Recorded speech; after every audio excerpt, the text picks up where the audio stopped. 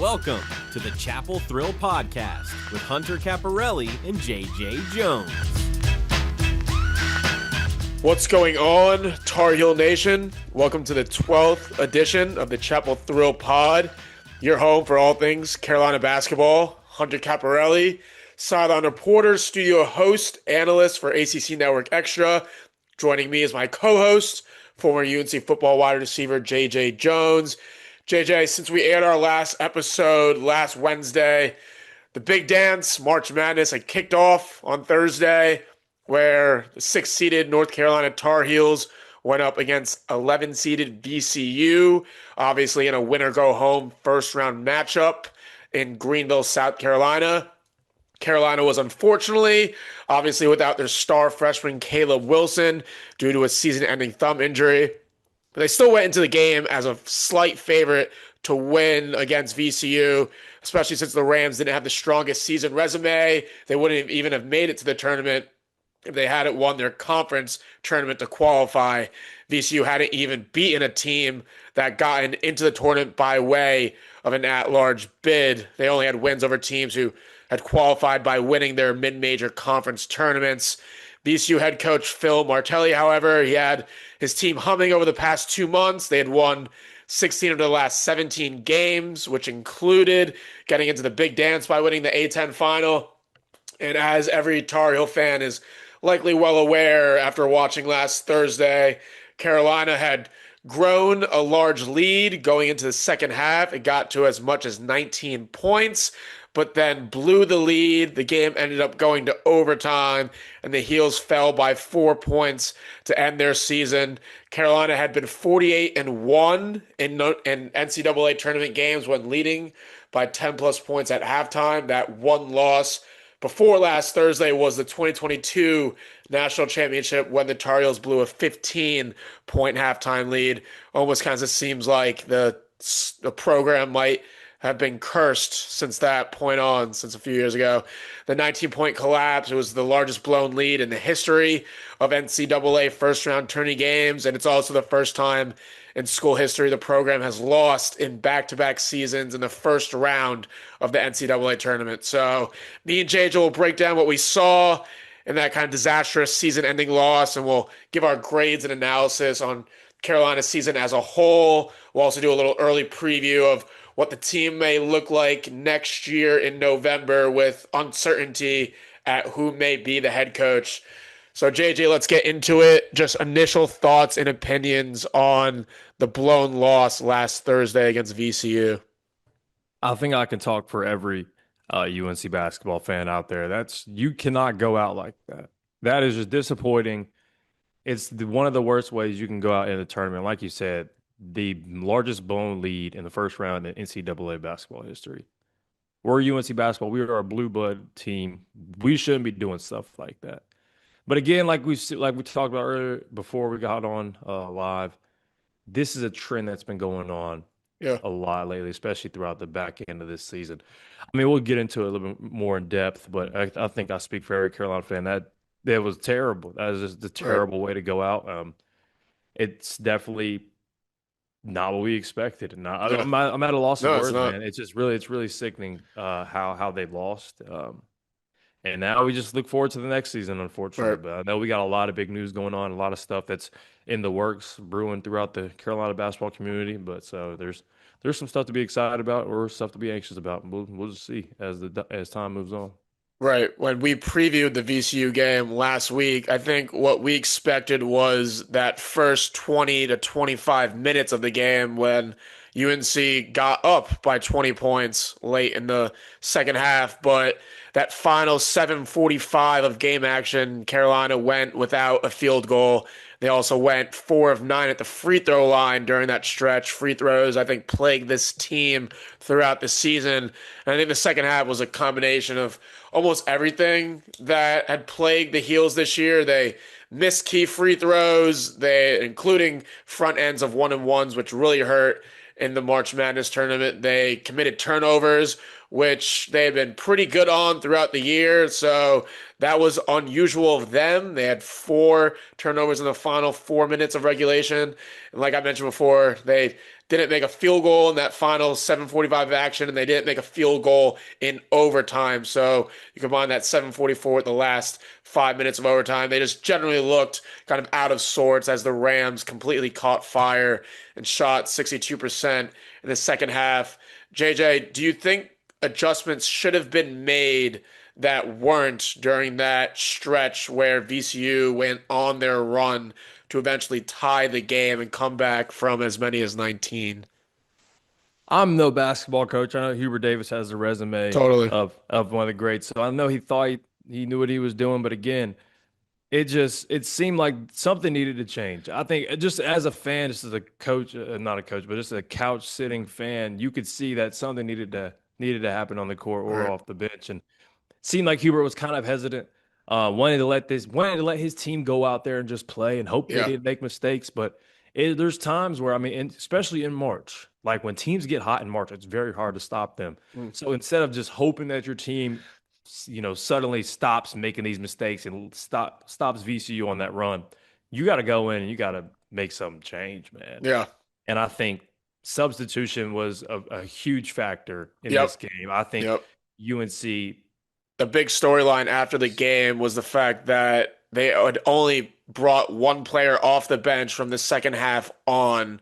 So they played with their starters plus one sub through the entire second half and overtime. So fatigue was a question. It was brought up to Coach Davis in the post-game presser, and he basically just said that was my decision, and that's that. So I understand you can say that as a coach, but again, like you just said, everybody watching it was like, you gotta put somebody else in the game. And I know we're talking like Siena did it, and that was cool against Duke. It was cool that they played their 5 guys, but I know UNC's hasn't always been known to be like I remember them being the Iron 5 team back in 2022. But I mean, when you have this kind of roster, you are UNC basketball. You should have these guys coming off the bench who should be able to make contributing minutes. And for him not to put anybody else in other than one player in the second half, especially throughout that run, something's got to change, man. You got to give somebody else a chance, but also you got to develop these guys to be able to go in there, and you have to have the faith to give them a chance.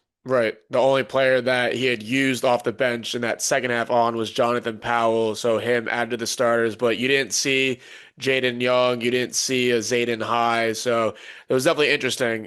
For VCU, their top scorer off the bench was Terrence Hill, who had scored 34 points. So UNC, not very much production off the bench. VCU, one single player, 34 points off the bench. It tied the 5th most points ever against Carolina in the NCAA tournament.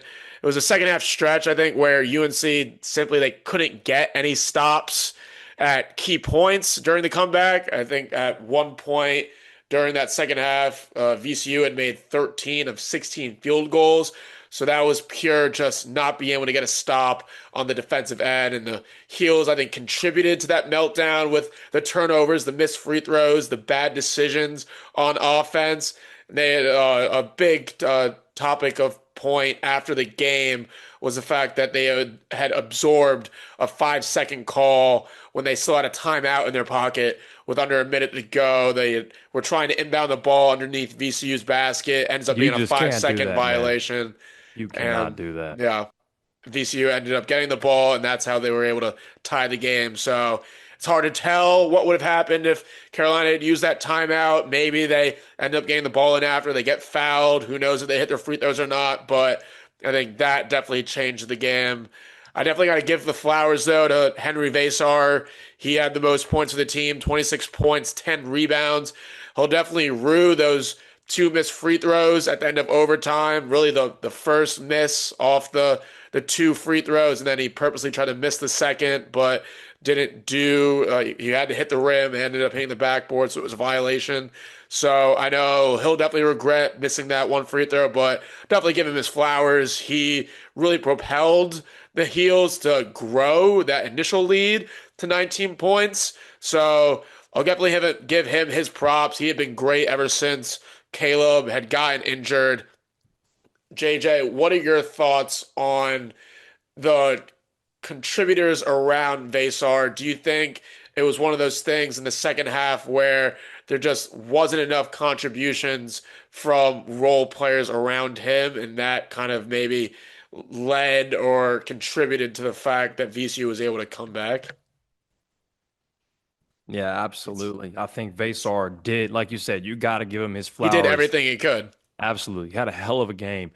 But I would say I would expect a lot more from some other guys. Yeah. I wouldn't say Seth had a bad game, but he didn't have a great game. He had Yeah, an he had okay game, but you 15 points, 8 rebounds, 6 assists, but again, missed some crucial free throws in what ended up being his final game as a Tar Heel. So, I mean, he had I 42 minutes out there. yeah, You got to give me more than 15 and mm, 15 and 8, man. But I mean, like I said, wasn't a terrible game from Seth.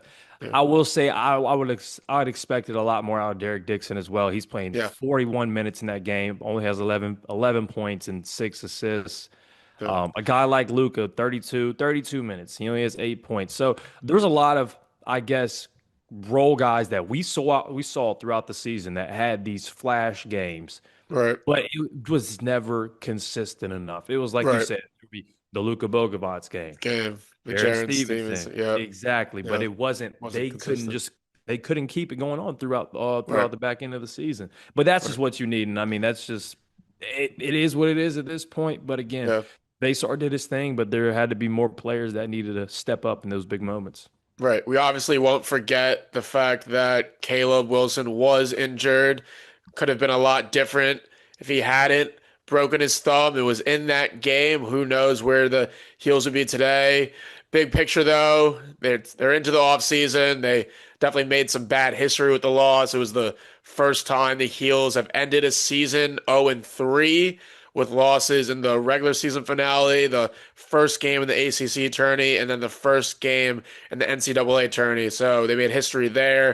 And it was also just the third time ever that Carolina had lost a double-digit lead in the NCAA tourney. So losing 3 of the last 4 tourney games in the NCAA tournament stretch. That's the worst since a span from 1977 to 1980, which included a loss in the national title game. So a lot of history was made A over lot these of last bad few history, weeks. A lot of nothing bad good. history, not good history, a lot of bad history. We'll we'll step away from the loss. We'll start looking more big picture. JJ, as you look at the season in totality, between the regular season, obviously, and then postseason between the ACC and March Madness tournament, how would you grade this season as a whole? I would have to give this team like a midterm grade and then a final exam grade. Mm, Midterm grade, I think after that December break, that Christmas break, I think I'd give the Heels an A minus. They were one of the best mm, teams in the country. They were hot. yeah, They had a lot of people making plays. That's when Derek Dixon really showed who he was. Caleb Wilson was easily one of the best players in college basketball. And then I think I would have to say a statement for me would be that Miami loss after the Duke game. I think just Caleb for got after hurt. Yeah, Caleb gets hurt and just everything goes downhill after that. right. Again, you win a big emotional rivalry game against Duke, and then Mm. you go to Miami. I wouldn't say it's a trap game, but it's kind of a game that we would The expect to Duke win. hangover Yeah, the a little Duke bit. hangover, man. And then just after that, just blows after blows. You get Veesaar getting hurt, and then we're losing all these games. Like you said, that 0-3 stretch, I didn't think about that. That is a Yeah, very, very bad way to end the season, man. yeah, So I'd have to end them off with a C minus. yeah. It's tough, but I don't think it's out of the question. I mean, Carolina, they go into the offseason with plenty of questions. I mean, the only certainty is that Trimble has played his last game with the Heels. I think, he definitely deserves respect for sticking with the program for 4 years. You don't see that very often, in addition to just consistently representing Carolina. As far as my full season grade, I won't give the midterm and post. I'll just do a full in totality. I'll give a B minus. I think between having an above superior regular season, the fact that the Heels went undefeated at home, they had started the season 12-0. It was the first time they had started 12-0 since 2007 to 2009. So they had a great start to the season. And, when healthy, the front court duo of Caleb Wilson and Henri Veesaar combined for 37 points and 18 rebounds per game. They basically formulated what was arguably the best 4-5 front court combo in the nation. But the fact that this is the second straight season Carolina had failed to get out of the first round of the March Madness tournament, the fact that the Heels had lost in the first round of the ACC tournament, I think there was just a lot of expectations that weren't met. So that's where my grade drops down to a B-. You're looking at post, Duke win, C-. I don't think that's out of the question. I think that's very fair. Again, they had a lot of notable great wins. They beat Kansas earlier in the year. They beat Kentucky on the road. They had the win at Virginia, the win at home against Duke. But again, some head-scratching losses in between. I think the road trip to California was notable when the Heels lost at Stanford and at Cal. That was with a fully healthy team. And then you look at the loss at Miami right after Duke. You look at the blowout loss at NC State without Wilson and Veesaar. And then the last three losses to end the season. There was a lot of head-scratching losses, not really trying to figure out if it was coaching, if it was something internally with the players, whether it was a chemistry thing, whether just the right talent had been put together, if the coaches were able to bring that talent out of the team. A lot of questions still remain. As far as a full kind of analysis, before we start previewing next year, JJ, what do you think needs to potentially improve? If there's one thing that has to improve from this year going into next year, what do you think it would be? I would easily have to say finishing ball games. Finish. I think that was been a calling point all season. I think, like you said, they had some great wins where they played extremely hard on the back end. Where you had a game like Derek Dixon who comes in, clutch moments. Seth Trimble, it's a game winner. A lot of clutch moments. Yes, that's how you finish a ball game. But like we talked about before when we hopped onto the pod, like that Syracuse game is always going to stick in my mind, man. You got to finish that game. Yeah. Up what was it, 30? They were up 32 points. It ended up getting to as close as 6. This was in the Dean Dome at home with your home crowd, and there was one shot that Syracuse had, I think a three-pointer to potentially even cut it to 3 that had gone in and out. If that shot had gone in, who even knows? Who knows what would happen? They probably would have fired Hubert on the spot after that. But I'm saying is, like I said, just finishing ball games is what needs to be their calling card from now on, man. And I think they played hard. I will not say that they didn't play hard all season. I think they gave their best effort. That's why I can't ever be too upset with them. It's not like they're going out there and they're playing half-assed. They're out there playing their hearts out. I mean, there's still college kids playing basketball in a game that they love. They're playing extremely hard, but you got to understand. I know I say this all the time on the podcast, but this is UNC basketball. This is a higher standard than 98% of other basketball teams in the country. You are a blue blood. You are supposed to be winning ball games.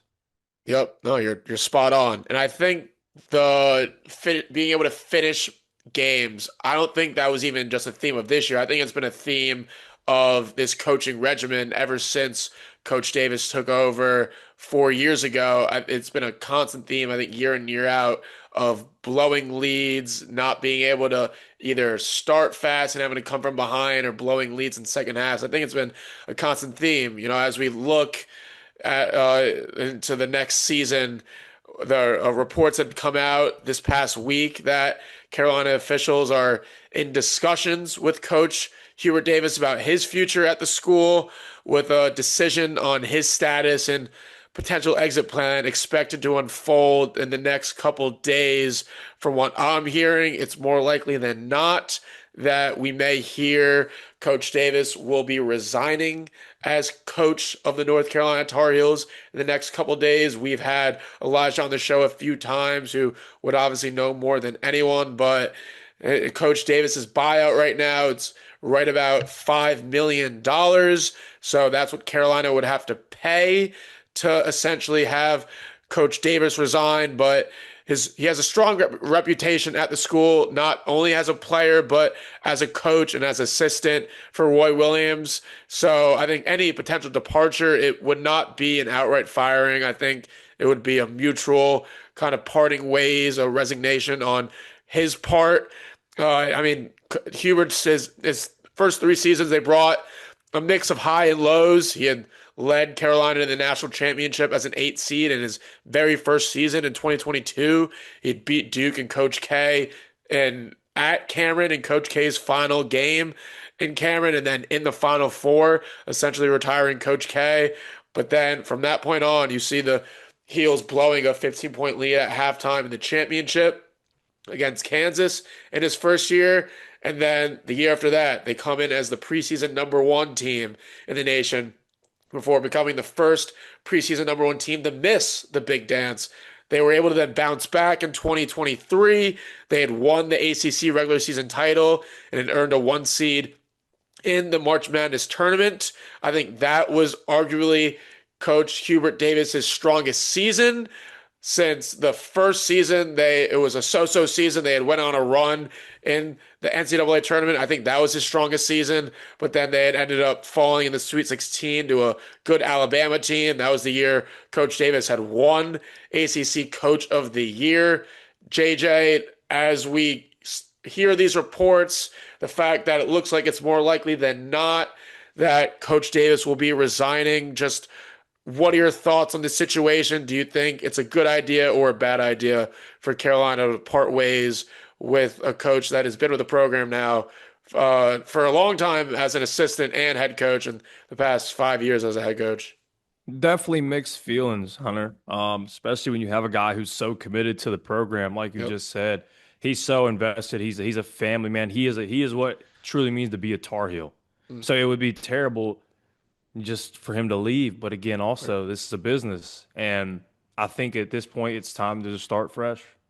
I know he's brought a lot of highs and he's brought a lot of lows to Chapel Hill. And I think it's just time for something new, a new face. I mean, I will say he's done a great job recruiting-wise. Yeah. But my biggest thing, and I've seen a lot of UNC fans on Twitter and Instagram and all over social media saying the same thing, is we're getting these guys, we're getting these recruits, but the development isn't there. And I hate to compare us to Duke, but that is our standard. That's the standard. That's the expectation. Is the standard. Every year, Duke gets the same 5-star guys. UNC gets 5-star guys. Last year, Duke had what? Three freshmen go to the draft? Their entire starting lineup was drafted. Exactly. Yeah. We have a guy like RJ or a guy like Armando who's a great player, but it takes them to the back end of their career to be pro ready. Now I wouldn't say we lucked out with a guy like Caleb Wilson, but again, the development of these young guys that once they get on campus is not as fast as a lot of other teams. And I think that's a weakness that we shouldn't be having. And when you don't, and when you compare yourself, if I was comparing ourselves to a school far away, it would be different. But this school is right down the road. We're talking about Duke, and that is a standard. And every year, it shouldn't be like, okay, Duke has the edge. And I felt like Duke has had that slight edge for the past 2 or 3 years to where they've always been the favorite. Right. Where it used to be 50-50 every game. So once that component happens and once that creeps into the back of your mind where you're like, okay, Duke is a favorite this year every single year, that's when something needs to change. Right. You talk about developing players and not meeting expectations. I think you have to take that and look at the past couple of years of players departing from Carolina, hitting the transfer portal. Yeah, exactly. And seeing what they've done with other schools. You look at guys like Tyler Nickel and Jalen Washington on Vanderbilt. They were a half-court in and out shot from Tyler Tanner away from being in the Sweet 16 this week. That's 2 former Tar Heels. You look at someone like Ian Jackson contributing with St. John's. He's in the Sweet 16 this week. You look at someone like Elliot Cadeau, who had played well his freshman year under Hubert, but then had taken a step back in his sophomore year. Hard to tell if that was because of roster construction or a mix of a bunch of things, but he's now the starting point guard for Michigan. They're right now the the favorites to win the national championship. So there's just been a bunch of guys over the past years who have left Carolina because of not being able to meet, I think, expectations and have done well after leaving. So I think you combine that, you combine the fact that there's been so many highs and lows over the past couple of years, and I think Bubba Cunningham and the rest of the North Carolina officials are going to look at the last 5 years in totality as a whole. They're not going to look at recency bias, just this year, just this last loss to VCU. I think they're going to look at everything in totality and decide if going in a different direction is the right move. As far as recruiting for next year, the Heels currently have 2 5-stars committed between 5-star combo guard Dylan Mingo and 5-star small forward Maximo Adams. So if they do end up parting with Coach Davis, it'll be interesting to see if those 2 guys keep their commitments for the Heels or end up decommitting and going somewhere else as we start looking at potential head coach replacements for Coach Davis, with it being more likely than not that Carolina will be parting ways.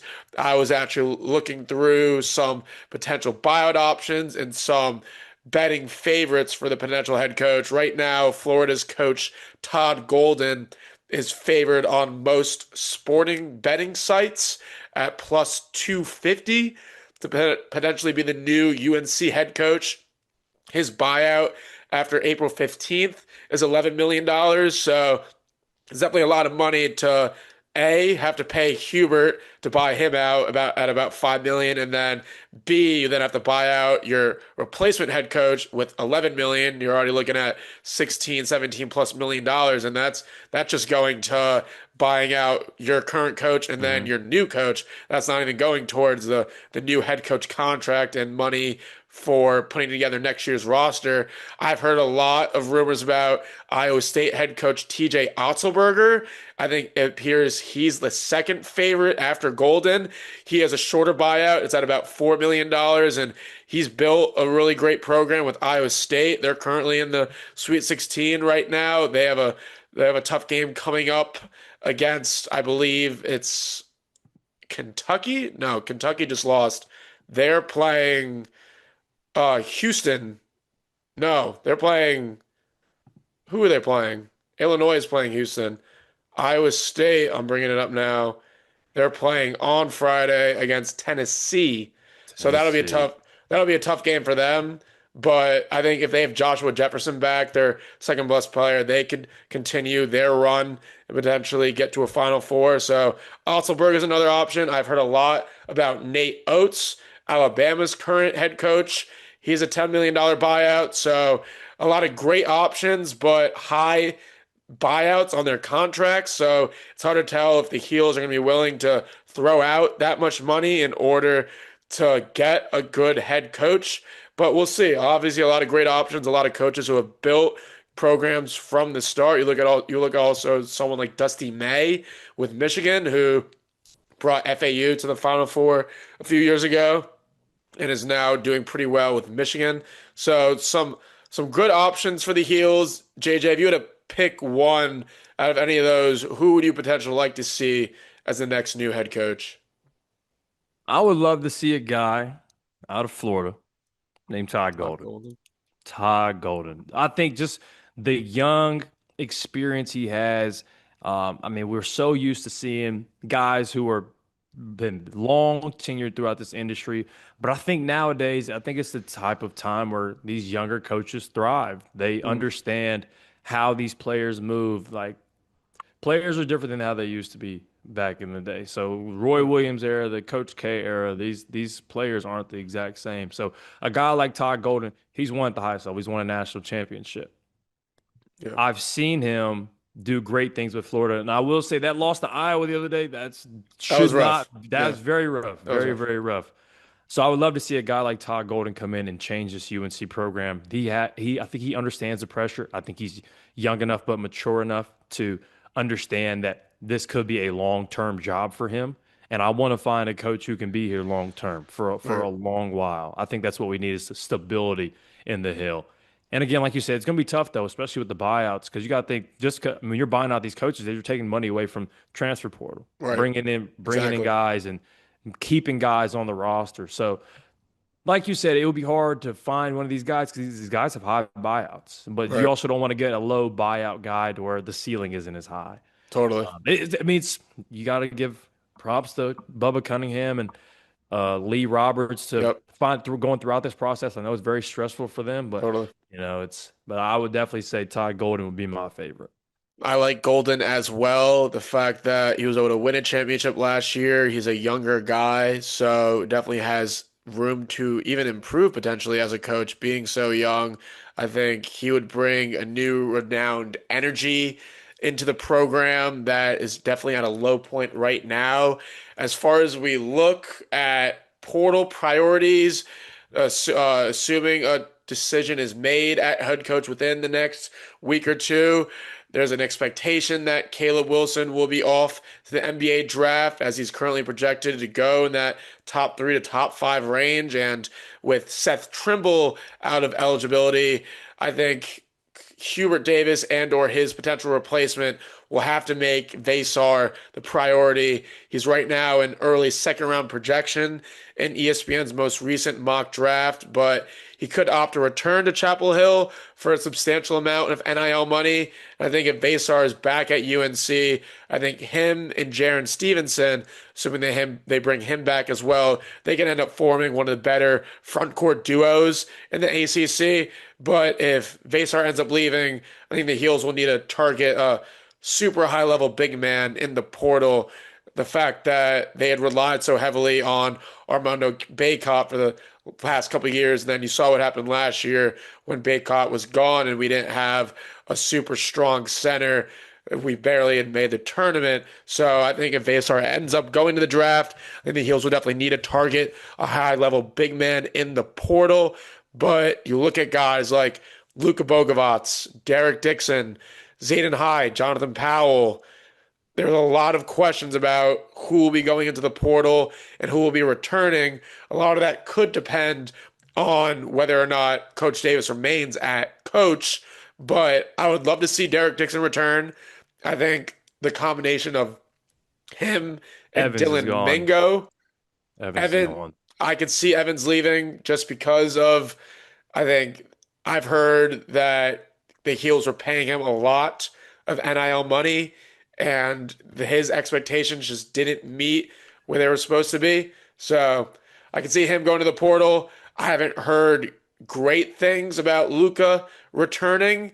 I've heard it's probably more likely than not that he also hits the portal. But assuming that Veesaar returns, if the Heels end up giving him the money he rightfully deserves, and if you retain the two recruits between Mingo and Adams, you're potentially looking at a starting lineup with Derek Dixon and Dylan Mingo in the backcourt. You're looking at Adams at small forward and then Stevenson and Veesaar at center. I think that would be one of the top starting lineups in the ACC, if not the entire country. JJ, as far as hearing that, does it give you optimism going into next season? I would say we got to go heavy in the transfer portal, man. I Yeah. would love to see the expectation of these two freshmen coming in and contributing right away. We saw with Ian Jackson and Drake Powell last year, big name guys coming in who contributed, but again, like I just alluded to earlier, development has been a very, very hard thing for UNC the past couple of years. Honestly, I think the transfer portal is going to be UNC's best friend this upcoming season, and I would say retaining players as well. I think a lot of people are so worried about getting guys out of the portal. They don't understand retaining guys is just as hard as well. Totally. And I think Henri Veesaar definitely deserves a bigger payout now. He rightfully deserves it if he decides to come back. I would love to have Derek Dixon come back. I think he's been he's gonna be a great guard for UNC for years to come. I think He's only a freshman. Yes, he has that knack of ability to make plays off the ball, or just give him other people the ball when he needs to. But like I said, man, I think the transport is gonna be huge for them. I do have optimism for this squad, though. I love having Jarin Stevenson come back, Jonathan Powell coming back. Yeah. You have these role guys who can contribute when they need to, but I would love to see these guys come back, but a step better, a little bit more advanced. And I think Totally. that it will be a lot better if that does happen. The Heels, they probably need an upgrade when it comes to perimeter shot making and explosiveness. I think we saw that potentially hinder them in losses this year, and even in that stretch against VCU when we weren't able to get baskets in the second half. I think none of between Luka, Powell, and Jaden Young were overly consistent as scorers, which we mentioned earlier in the show, just the inconsistency. And although Dylan Mingo, he'll be a terrific addition, as well as Maximo Adams, from what I've heard and watched, neither of them are knockdown shooters. So I think they definitely need one or two knockdown shooters in the portal.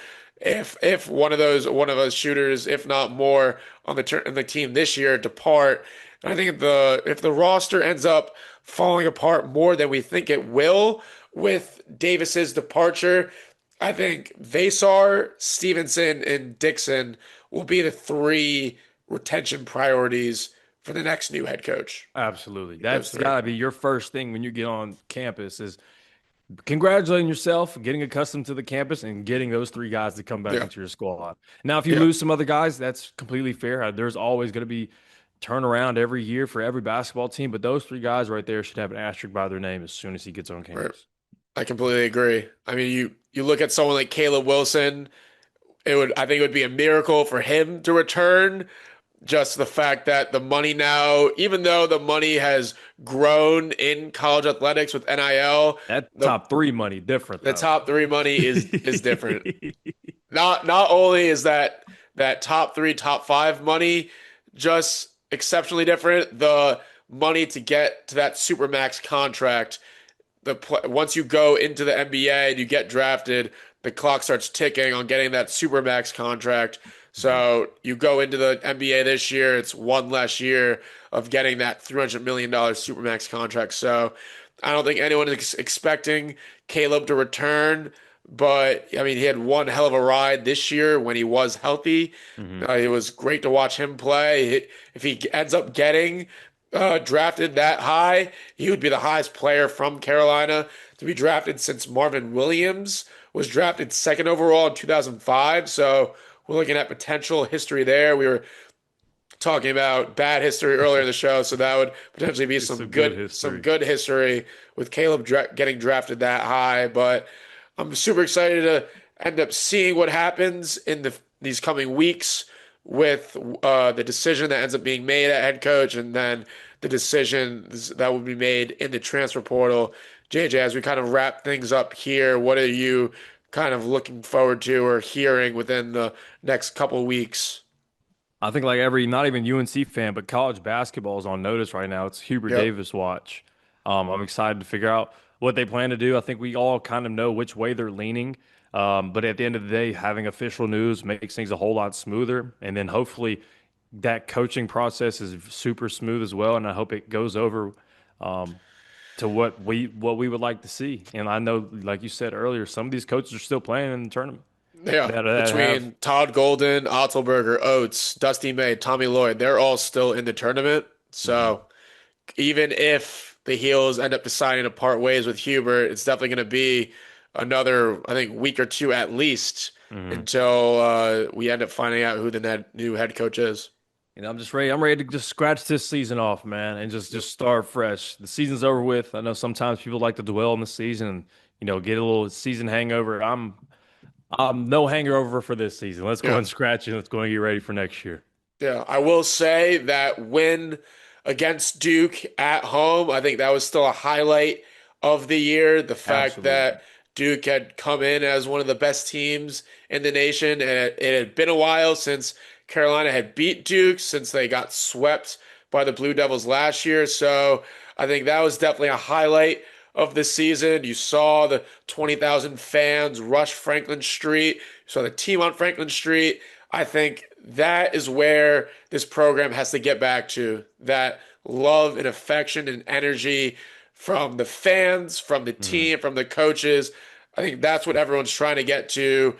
Looking past the tournament loss, just trying to get back to the winning ways of beating Duke, beating the top teams in the country, and getting deep runs into the NCAA tournament. That's gonna do it for the 12th episode of the Chapel Thrill Pod. We'll be back to provide our thoughts and opinions on Carolina's decision of the future head coach, whether it's Hubert Davis or someone else, and we'll begin to analyze Carolina's moves in the transfer portal, which will become fast and heavy in the next couple of weeks, especially after the tournament concludes. And on the portal, it's definitely become one of the biggest deciphers for future season success, just based off NIL and the amount of players that are going into the portal. I think last year it hit a record high of about 65% of players had gone into the portal in college basketball. So you're potentially going to be looking at new rosters across the nation and a potentially new roster with North Carolina. So we'll be here for it. We'll be here to analyze it and break it down. For JJ Jones, I'm Hunter Caparelli. As always, go Heels. Go Heels. Go to hell, Duke, still.